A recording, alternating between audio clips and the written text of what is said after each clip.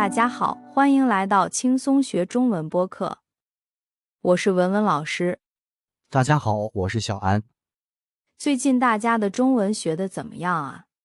有朋友问我小安，我能听懂大部分中文，比如你们的播客，看剧也没问题。可是，为什么我说不出来呢？说实话，这个问题我听过太多次了，很多人都这么说。这真的让人很头疼啊，对不对？是啊，所以今天呢，我们要聊一聊为啥很多人听得懂，但说不出来呢？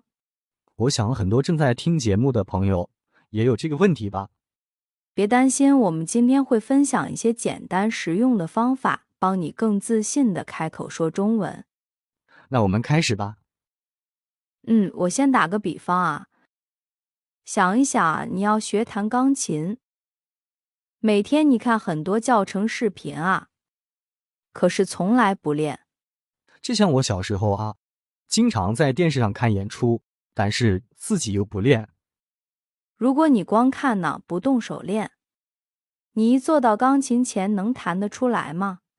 肯定不行啊，连手放哪儿都不知道。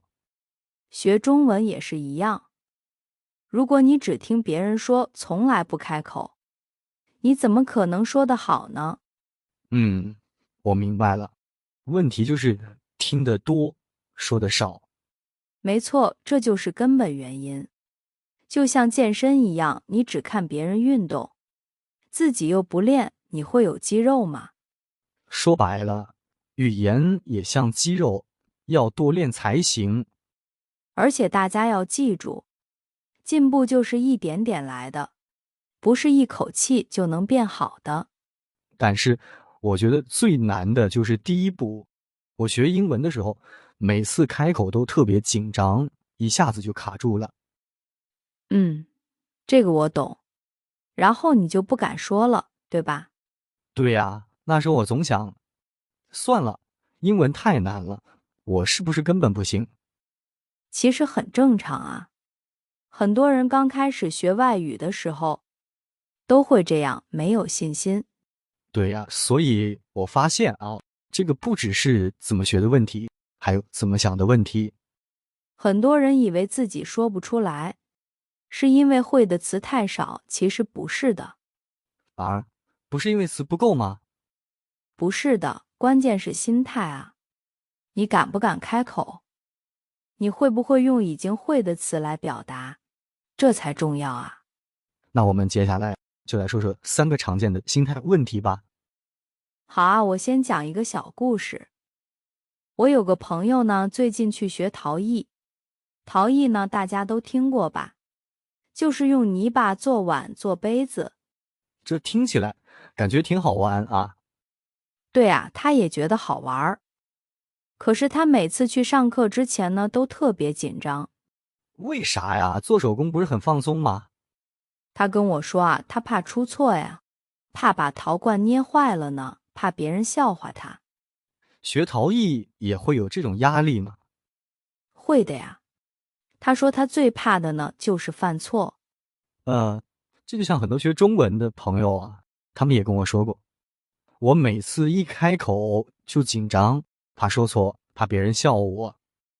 对，这就是第一种常见的心态，害怕犯错。很多人说中文的时候呢，总会想，如果我发音错了怎么办呢？如果语法不对呢，别人会不会笑我可是说实话，谁学外语不犯错呢？所以我常常跟学生说，不怕犯错，就怕你不说。刚才你说学中文像练钢琴，我觉得特别有意思。是你想想，一个从来没练过琴的人，第一次弹的时候会怎么样呢？肯定手忙脚乱，声音也很难听吧？对但是只要他不放弃，每天练一点点呢，就会越来越顺，也越来越有信心。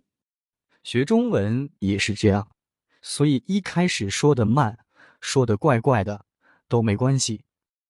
我常常鼓励学生，你就说吧，说错了没关系，错了改一下就行了，别想太多了。说到这儿啊，其实还有另一种心态，很多人太追求完美了啊。对啊，这就是第二个常见的心态。你还记得我刚才说的那个学陶艺的朋友吗？记得啊，就是那个怕捏坏陶罐的朋友。有一次他跟我说呢，我在博物馆里见过啊，那么多好看的作品，我知道什么是好的，但我做的实在是……他是不是觉得自己做的很差啊？是啊，他说，哎呀，我做的罐子歪歪扭扭太丑了，我是不是没天分啊？还叹气呢。那他做的真的很糟吗？其实还好了，没那么糟糕啊，但我懂他的感觉，什么感觉呢？就是他心里有一个完美的样子，一对比啊，就觉得自己差了很多。这我懂啊，很多学中文的朋友也是这样的。对啊，他们听播客啊，看电视剧，知道地道中文是什么样的。然后一对比呢，觉得自己离那个标准差得太远，就不好意思开口了。很多人会开始怀疑自己啊。是啊，我有一个学中文的朋友，他都学了2年了，还总觉得自己要说的像中国人一样好，才敢开口。我猜他肯定是个完美主义者吧。我也觉得是啊，他老想着我中文太烂了，口音都不标准，真不好意思开口，真的不行。这样反而学不下去了。其实我总跟他们说，说的不完美没关系，完成比完美重要。有些人怕说中文呢，是怕中国人笑他们。但其实啊，真的没必要担心，大多数中国人都不会笑你的。对呀，他们看到你愿意学中文，都会觉得你很厉害。你想一想啊，如果有一个外国人学你的母语，虽然他说的不完美，你会笑他吗？不会啊，我只会觉得，哇，你会说中文，好厉害，我还想帮他练呢。对啊，大部分中国人都是这样啊。你说的不完美，他们不会笑你，反而会鼓励你。当然了，肯定也有一些人啊，喜欢挑刺。这种人嘛，你就随便听听就好了，别放在心上嘛。总之啊，说中文不是要说完美中文，完成比完美重要呀。你先说一个60分的句子嘛，也好过一句话都说不出来。要是你不说啊，谁来告诉你需要改进的地方呢？说了，别人才能帮你啊。对呀，说的不完美，才是学习的一部分嘛。今天我们要提醒大家注意的第二个心态呢，就是不要太追求完美。说的不完美没关系啊，重要的是你在说，你在努力。我们刚刚聊了2个常见的心态啊，那现在呢，我们来说第3种。那第3种是什么呀？很多人啊，一说中文呢，就会不自觉地把说话当成考试。这个我太懂了，我学英语的时候就是这样。就像我那个学陶艺的朋友，本来他是去玩泥巴放松的，结果呢？他每次都紧张的不得了，好像要去考试。那这样，他不是连最简单的乐趣都没了吗？对啊，他一边捏泥巴一边想，哎呀，要是做坏了，是不是就完蛋了？我记得你说过，他一动手就怕别人看笑话。可是他忘了呀，他去学陶艺不是为了做出博物馆里的作品啊，而是为了享受这个过程嘛。学中文不也是这样吗？我们学语言的目的啊，本来就是为了交流、聊天、交朋友啊。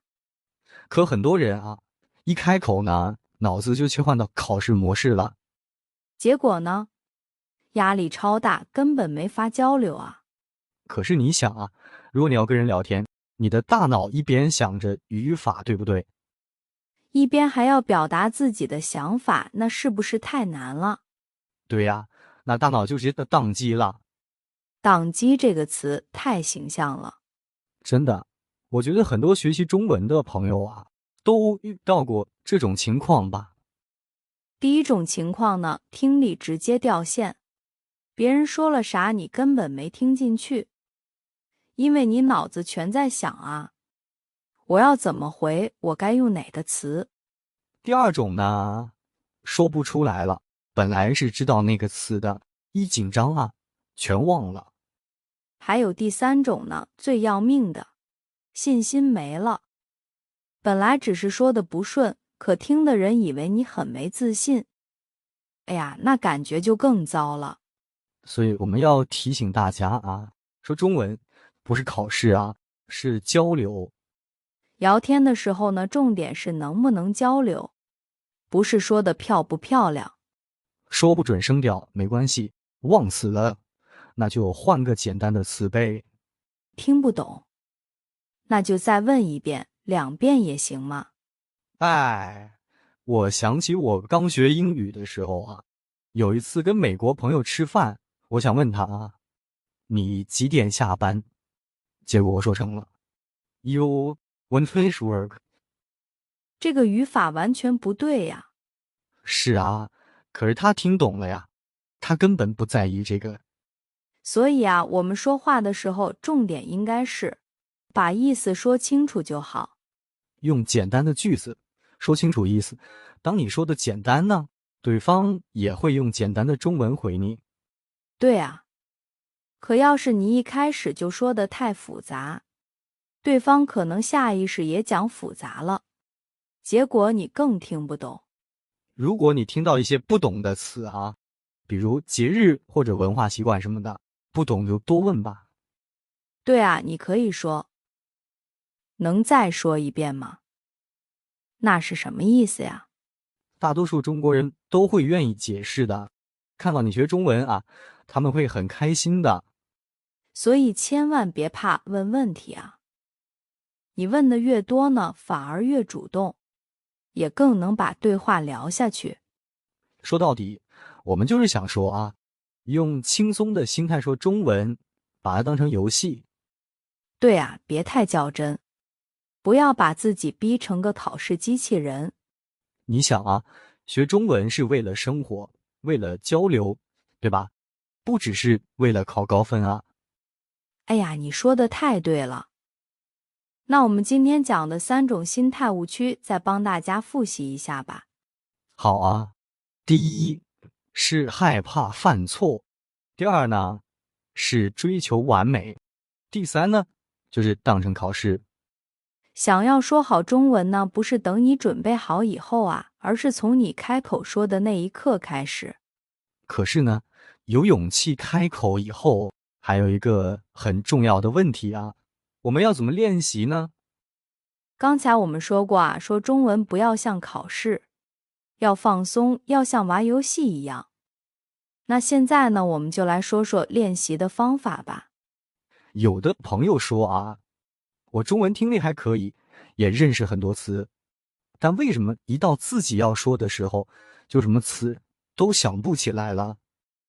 其实啊，这不是因为你记性不好，也不是因为你没天赋，那是为什么呢？很多时候啊，是因为我们学语言的方法太复杂了。那我们来说说这个复杂吧。比如在学校里学中文，是不是先学语法？还得背很多规则做翻译，还有各种解释。结果呢，你想说一句话，要先想母语，再翻成中文，再想语法，还要想声调，最后才开口。哎呀，这么一大圈走下来，词忘了，句子也断了。所以呢，说中文难，就是因为脑子里转了太多弯了。那怎么办呢？有没有简单的方法？有的，我们先做一个小游戏啊，来测试一下大家的表达方式。听众朋友们，准备好了吗？一起来试试吧。第一题，你能说出上个星期你吃过的10种蔬菜吗？给你几秒钟。2、10种，让我想想啊。西兰花、胡萝卜，西红柿算不算啊？是不是一下子想不起来啊？对啊，我还真想不起来了。那换个问题呢，在这些菜里，你最喜欢哪一个？这个简单，我最喜欢西红柿了。西红柿炒蛋是我的最爱。是不是马上就能说出来了？对啊，第一题我要一个个想，所以很慢。但是呢，第2题我立刻就能回答。我们再来一个啊。第一题，你还记得上次去餐厅时，菜单上的第3个菜是什么吗？哎呀，这个完全不记得了。那第2题，你觉得那家餐厅好吃吗？嘿，这个我知道，超好吃，那个牛肉面香得不得了。你看，又是第2题比较容易。对，我脑子里马上有画面了，都能闻到牛肉面的香味了。其实这说明一个问题啊，啥问题呢？我们人啊，选出来比想出来容易得多。哦，就像逛超市，你一看到货架上的东西，就会说，哦，对，这个是我要的。但是如果闭上眼睛呢，让你回忆冰箱里有什么，你能都说出来吗？还真说不出来啊，我连昨天中午吃了什么都忘了。对吧？所以说明我们更擅长认出来，而不是想出来。难怪点外卖的时候啊，大家都喜欢刷菜单，而不是自己先想吃啥。那你觉得这和学中文有什么关系呢？我猜啊，听别人说话看汉字啊，你是在识别，对吧？可是呢，一到说中文，你要自己想出来，就难了。完全正确。所以很多人觉得听得懂，但说不出来。不是你不会啊，而是你还不习惯把识别变成表达。也就是说啊，很多人一直停在被动输入，就是看听，不停的吸收。对啊，比如说看剧啊、听歌啊、刷短视频、看小说什么的，这些都是输入，都是在识别。但是没有主动输出。所以呢，等到要自己说啊，就卡住了。我想起来啊，有个学日语的朋友也是这样，他天天看动漫啊，字幕看得飞快，但要他开口说呢，就完全不行了。大家都这样啊。你想想，我们学英语的时候是不是也这样？所以啊，主动输出很重要。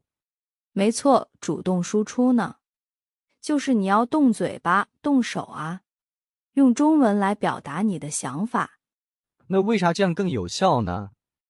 因为你真的在用中文，不是光听光看，而是要自己想一想呢，说一说，这样呢才会记得更牢。就像运动一样啊，你想啊，你光看健身视频，自己又不动，肯定不会长肌肉，对吧？对啊，光看别人练是练不出肌肉的。学语言也是一样啊。所以呢，听得懂，但说不出来，其实就是你还不习惯主动输出。没错，而且输出真的很难啊。有时候我们说母语也会卡壳呢。对啊，如果你说中文说不顺，这很正常，千万别自责了。你只是在慢慢学会怎么把识别变成表达。而我们接下来呢，就要教大家一些方法啊，让你说中文更轻松。我们要给大家呢分享3招超级实用的方法，能帮你从听得懂变成说得出来。哇，重点来了！首先第一点呢，就是要让说中文变简单。对，第一招呢，说中文要简单直接，不要翻译啊，就从生活里的自言自语开始吧。简单来说，就是每天用中文啊来描述你正在做的事。比如早上起床呢，你可以说我起床了。去洗手间呢，可以说我要刷牙。等你刷完牙饿了呢，就说我想吃早饭。这样啊，中文就慢慢变成你生活的一部分了。对呀，你可以把自己当成纪录片的解说员了。比如说，我现在饿了，我走到厨房，打开冰箱，看看有什么吃的。这样你说的越多呢，大脑的中文反应就越快了。有些朋友会说，不翻译会不会太难了？一开始是有点难，但是你翻译的时候啊，其实大脑在绕远路，先想母语啊，再找中文，还要想语法，结果呢，说出来就慢了3拍了。对啊，这样就会说得慢，还容易卡住。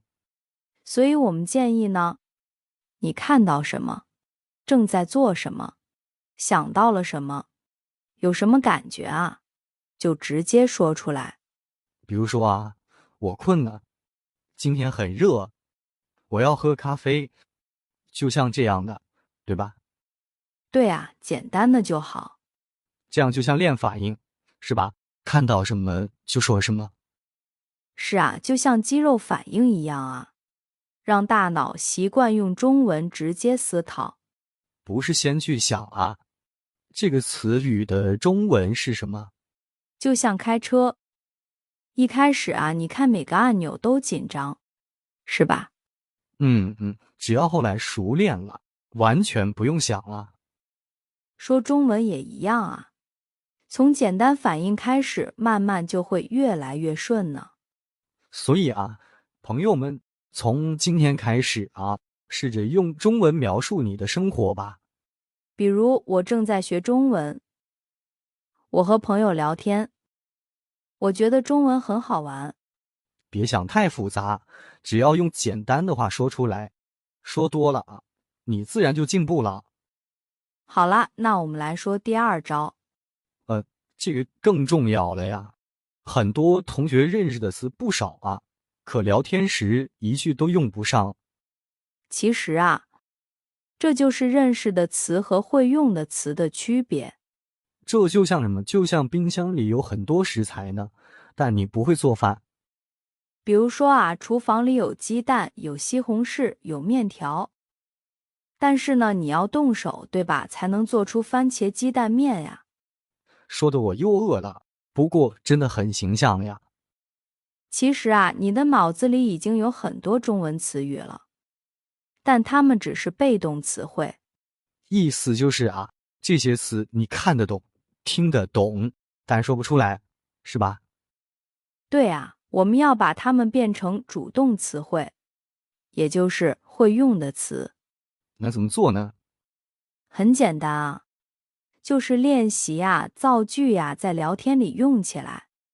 比如你学了打篮球，你可以说我周末喜欢打篮球，还可以说小王每天晚上都打篮球。那我也可以说，我打篮球打得不好，但我很开心。所以呢，中文不是比谁记的词多，而是比谁用的好。那我们现在知道了，中文词要会用才行。那有没有什么好的练习方法呢？有啊，我最喜欢的方法就是每天一个词，3句话练习法。听起来就很实用，怎么练呢？很简单啊，比如今天学了一个词累，你就造3句话。第一句呢，我今天工作很多，好累啊。第2句呢，跑完步回来真累，我不想做饭。第3句呢，希望明天不要这么累了。这个听起来像平常聊天啊，一点都不难。对呀，每天3句话，不多不少，正好啊。而且每天只练一个词，没啥压力。比如学方便这个词，可以说第一句呢，附近有超市，买东西很方便。第2句呢，明天2点见，你方便吗？第3句呢，要是方便的话，帮我带瓶水吧。对，这样词用在语境里呢，自然就记住了啊。说3句话之后呢，好像词就变成自己的了。对呀，你也可以写下来嘛，还可以录下来。我们刚才说了几个方法啊，但是说到底有一个问题最关键。没错，就是你每天练不练，你有没有坚持呢？就像健身一样啊，有些人买了跑步机放家里呢，1个月都没用过。你这下算是说到点子上了。学中文也一样，所以最后一招啊也是最重要的，设定每天说中文时间。有时候大家会说，哎，我学了2年中文，为什么还是不会说？那你要问问自己啊，这2年里你有没有每天开口练呢？对呀，有的人会说，是不是我没有天分？其实不是你不行啊，而是你没给大脑说话的训练。我认识很多人啊，听了好多课，看了好多视频，可就是不开口。对啊，就像买了健身卡不去练，那怎么可能有肌肉？是啊，就是这么回事儿，那怎么办呢？很简单啊，你要给自己创造一个必须说中文的时间，哦，那比如呢？比如每天给自己一个固定练习时间，就像刷牙、洗脸一样，固定做。刷牙你不会觉得累吧？因为那已经是习惯了。所以呢，说中文也要变成习惯。那很多朋友会问啊，我每天都很忙，没有太多时间练习怎么办？大家先别吓到啊，其实呢，不用一练就是2、3个小时了。那每天要练多久合适了呢？我建议啊，刚开始每天练习说10分钟，就很好了。关键是要真的开口说。你可以每天挑一个时间来练习啊，比如早上刷牙前或者晚上睡觉前。有些人1周练1次，还很努力啊，但等到下次练习呢，就把上次学的全忘了。对啊，学过吉他的朋友肯定都知道，你要是1个月弹1次，就永远记不住。所以呢，比起1周练1次啊，每天练几分钟更有用，规律比时间长更重要呀。真的，每天只要10分钟，坚持一段时间，你就会发现啊，自己说的越来越流利了。所以啊，别想着完美了，每天一点点，哪怕只有5分钟，也比1周1次强呀。没错啊，重点是要让说中文呢，成为你生活的一部分啊。好了，我们来复习一下吧。怎么让说中文变得简单又自然呢？第一呢，用简单中文自言自语，别翻译了，直接开口说吧。第二呢，把认识的词变成会用的词，主动学习，多造句。第三呢，设定每天说中文时间，规律练习，养成习惯。听起来不难吧？不需要学很多理论，只要每天说一点点啊。对呀，记住啊，我们不是等到完美才开口，而是开口了才会进步啊。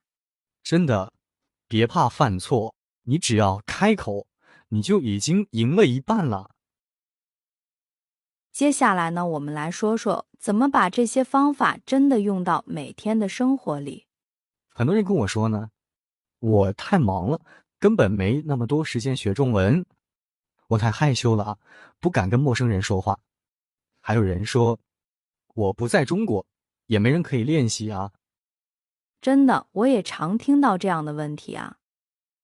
很多人以为呢，学中文要去中国啊。对了，最好住在北京、上海啊，这样天天上课学中文，才能学得好。但其实呢，不一定，对吧？肯定不是啊。有机会来中国学习呢，当然很好。但是呢，你现在只要有手机、有网络，也可以开始练习啊。对呀，你不需要老师站在你身边，也不一定要找搭档，你只需要开始练。那现在呢，给大家分享3个练习方法，每天花不到10分钟啊，自己一个人就可以练了。那第一个练习方法是什么呢？第一个呀，对着镜子说。对着镜子说中文吗？听起来好像在演戏啊。对啊，我有个学生第一次听到的时候也说：“哎，老师，你是不是在逗我呢？”结果啊，他试了1次之后，居然觉得很好玩。那怎么练呢？很简单啊，你站在镜子前面呢，看着自己啊，说中文，早晚各说1分钟就行。那说什么呢？你想说什么都行啊，比如，我今天吃了披萨，外面下雨了，我明天要去超市。就像是在介绍你的一天，是吧？用简单的中文句子。对呀，就是你在讲自己的生活嘛。比如早上刷牙的时候就能练了。啊，你是边刷牙边说吗？那不是满嘴都是泡沫吗？啊，当然不是了，是刷牙前呢。那晚上呢？晚上睡前洗脸的时候也能练啊。那要是有人说我晚上不洗脸，那怎么办呢？啊，为啥不洗呀？我妈从小就跟我说，睡前一定要洗脸呀，还要洗干净耳朵后面呢。你妈好细心呀。不过说真的啊，这些时间超适合练口语，因为学中文的关键呢，就是养成习惯啊。要是能把学习和已有的习惯绑在一起呢，比如刷牙、洗脸啊，那就容易多了。是啊，我之前学英文的时候就是这样，早上刷完牙啊，我会用英文说几句今天要做的事。比如呢？比如说，今天我要去公园，上午我要去超市买菜，下午6点要见朋友，晚上可能会去看电影。这个我喜欢，感觉很生活化啊。是啊，晚上呢就说今天做了啥，比如今天我去公园了，我早上跑了步，下午逛街买了东西，今天过得很开心。这样的话，早晚各1分钟就够了。对啊，我特别建议大家啊，对着镜子做这个练习哦。为啥一定要对着镜子呢？好处多着呢。首先呢，镜子不会评价你啊，也不会嘲笑你。这倒是啊。而且呢，你还能看到自己的嘴型，这对练发音超级有用呀。就像歌手在录音棚里看自己嘴型的那种感觉，是吧？差不多吧。还有一个好处呢，就是可以检查你的肢体语言。啥肢体语言啊？说中文还有这个呢？当然了，你可能会惊讶地发现啊，自己说话的时候呢，胳膊一动不动的，像个机器人一样。或者像我一样，总是忍不住挠头摸下巴。对啊，注意到这些呢，其实很有帮助啊，你就能让自己说中文的时候更自然。那对着镜子还有啥好处呢？最大的好处啊，就是你会感觉自己真的在跟人说话呢。就像模拟真人对话，是吧？对啊，我认识好多朋友啊，包括我自己呢。平时对着书本学外语学得很好啊，可一见到外国人就懵了。你是反应不过来。对啊，看到对方的脸就懵了。啊，我该说啥？这个我懂，我也有过啊。是吧？但如果你经常对着镜子练啊，就会习惯面前有张脸，到时候见到真人呢，就不会慌了。不过有些朋友会问呢，那我怎么知道呢？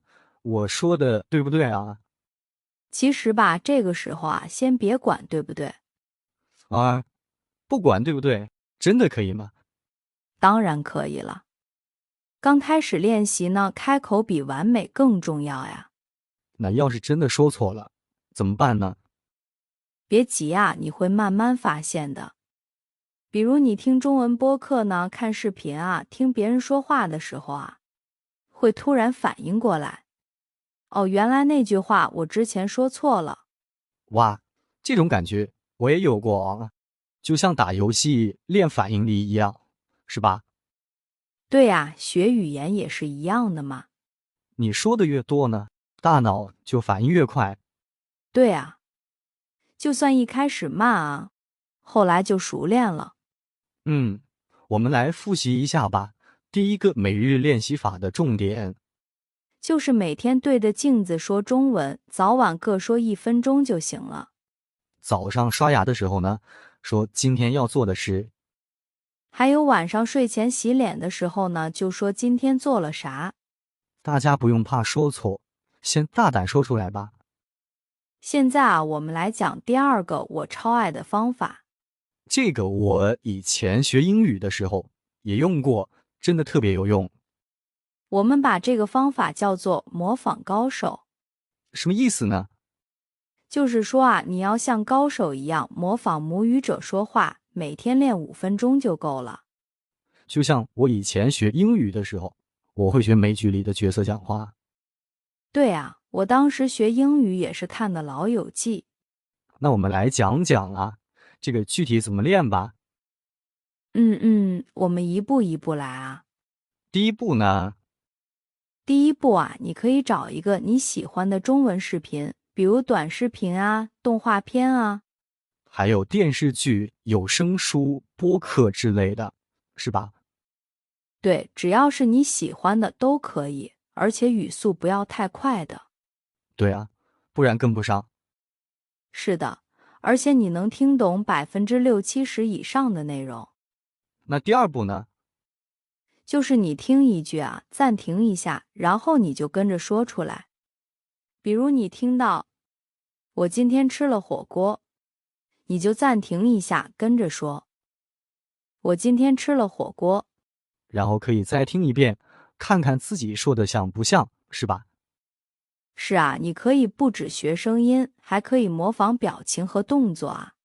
还要加表情吗？比如角色很生气的时候，也要皱眉头吗？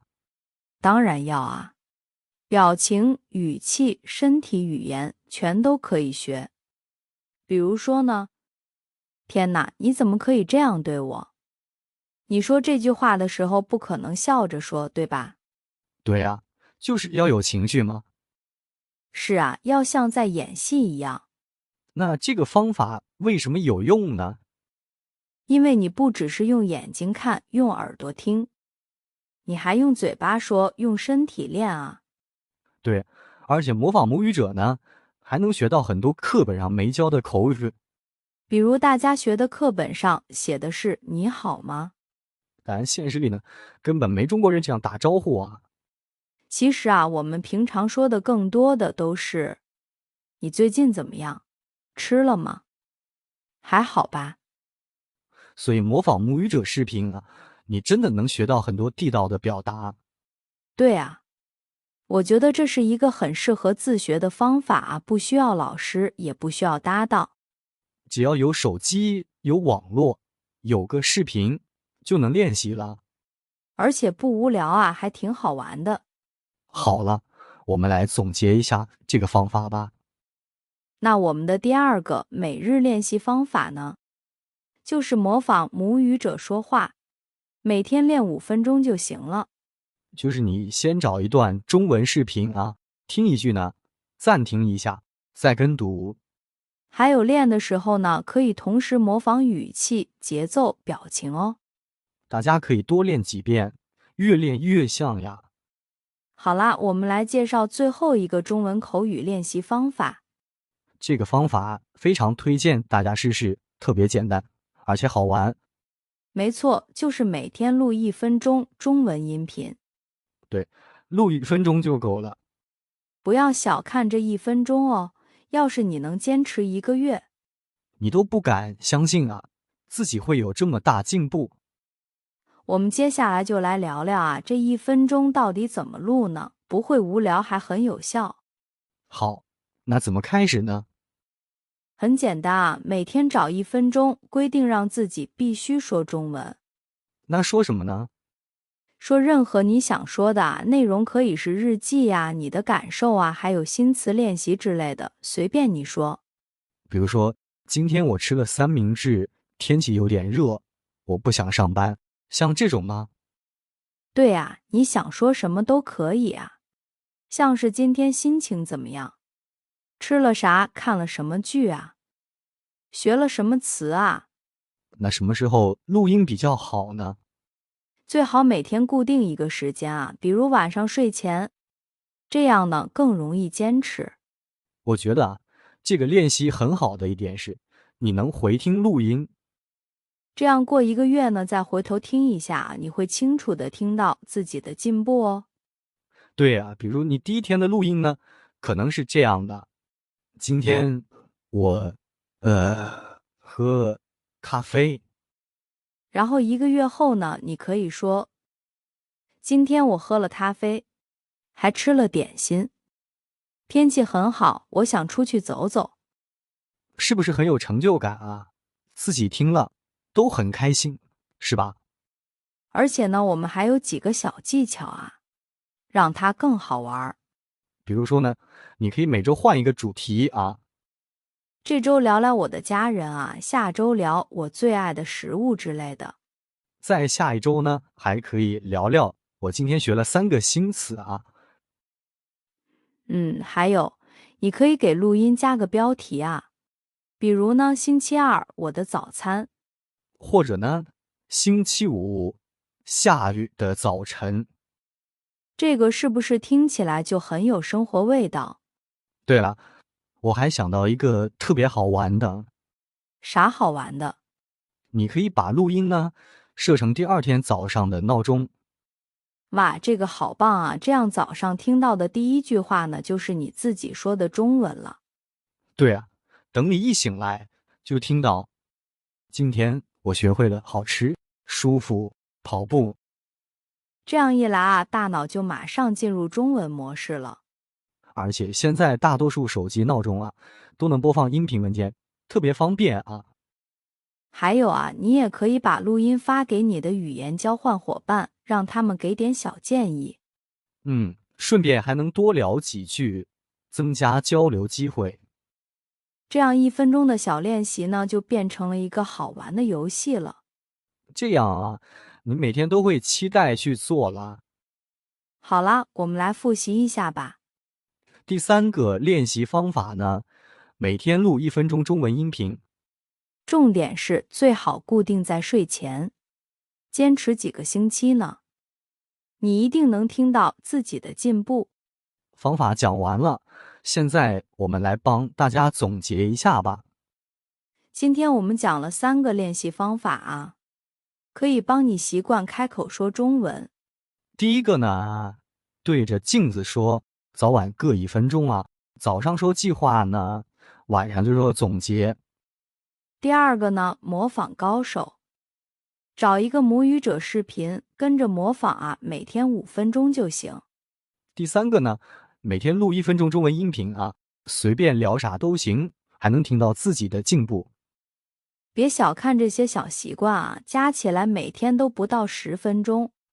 是啊，但他们会慢慢把中文变成你生活的一部分。坚持下去呢，你一定会发现自己越来越敢说，也越来越会说。希望这些方法对你有帮助啊。最后我们聊一个很重要的东西啊，就是自信。对啊，自信特别重要。有了自信啊，说中文就更轻松了。而且很神奇啊，你觉得自己能说好中文呢，你就更可能真的说好。对啊，就像给自己一个小小的暗示吧。有自信的时候呢，你不会总是犹豫啊、纠结啊，说话呢会更自然、更流畅。可是很多人刚开口说的时候啊，还是很紧张，怎么才能有自信呢？先给自己一个小目标嘛，不要想着一次就完美啊，只要有进步嘛，就值得开心啊。比如呢，今天你在餐厅能用中文点菜，服务员听懂了。对啊，或者和朋友用中文聊了3分钟呢，都没换成母语啊。每一个小进步啊，都会帮你慢慢变得更自信啊。当然了，犯错也是这个过程的一部分。是的，谁学中文不犯错啊？犯错说明你在尝试啊，总比不敢开口好太多了。而且呢，从别人那儿得到反馈也很好啊。对啊，别人可以告诉你哪里可以改啊，这会让你知道自己在进步呢。所以啊，说中文的自信呢，就是靠心态和练习慢慢积累的。没错啊，最重要的是你享受说中文的过程，不要怕表达自己。是啊，说的多了呢，自然就熟练了。最后呢，到了我们的故事时间了。我想和大家说说啊，我第一次学游泳的经历哦。你第一次学游泳是什么时候啊？我是上大学才学的呢。哇，这么晚啊？那第一次下水，你怕吗？其实刚开始不怕呀，我还很自信呢。你知道吗？我去之前呢，看了很多网上的视频啊，包括手怎么伸呐，腿怎么踢啊，怎么换气啊，我全都记住了。哟，听起来你准备很充分吗？结果一下水啊，哇，好冷呀！我倒吸一口气，水底滑滑的，那种失重的感觉呢，让我特别不舒服啊。然后呢？我还没想好怎么办啊，就开始往下沉了。我立马慌了啊，手腿都乱动乱踢的，想抓住泳池的边，可是水一下子啊，就进了我鼻子和嘴里。哎呀，我被呛得很难受，只想着我要快点上去啊。听起来你吓坏了吧？对啊，好不容易爬到泳池边啊，我整个人都虚了，全身都是水，坐在那里呢，特别沮丧。你是不是当时就想放弃了？是啊，我从小运动就不好，跑步总是班里的倒数呢。我觉得啊，也许我真的不适合游泳吧。那后来呢？这时啊，我朋友游过来了，他对我说：“你太怕水了。学游泳的第一步呢，不是学动作，而是先不怕水啊。”不怕水啊？那咋练呢？他让我抱住膝盖呢，漂在水里啊。我试了一下啊，哎，很神奇呢。我听到自己的心跳啊，我飘在水里呢，感觉很轻，好像水在拖着我啊。眼前是蓝色的，阳光从水面照下来啊，很安静，很舒服啊。哇，听起来真不错。是啊，我觉得好安全啊，就像婴儿在妈妈肚子里一样。然后呢？朋友笑着说啊，好啦，现在你可以开始学了。我还担心呛水呢，他就说啊，不呛几口水，怎么学会游泳呢？谁学游泳不呛水啊？说的很对啊，就是这样啊。对啊，那一刻我就放松了。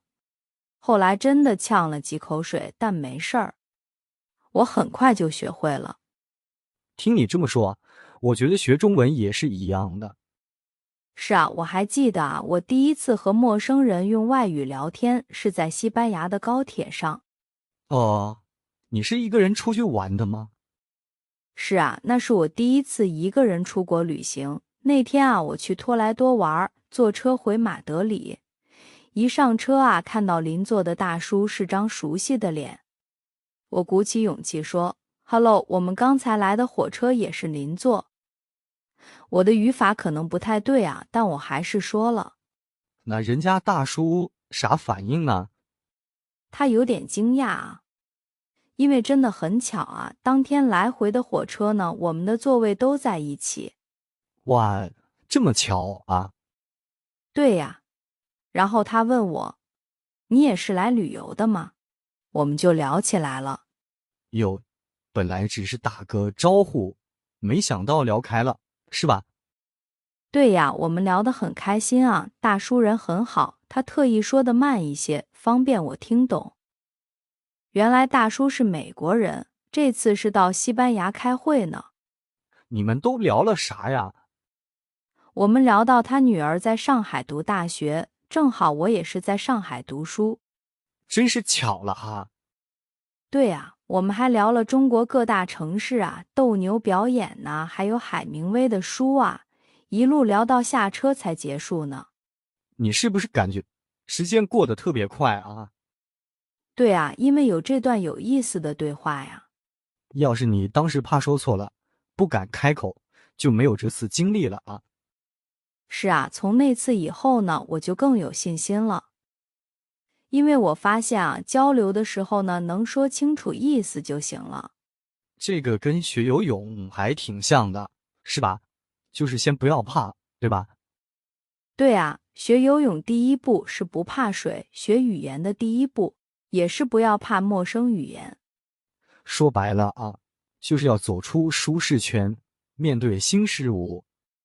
是啊，就是要接受这种陌生不舒服的感觉啊。就像漂在水里的失重感，是吧？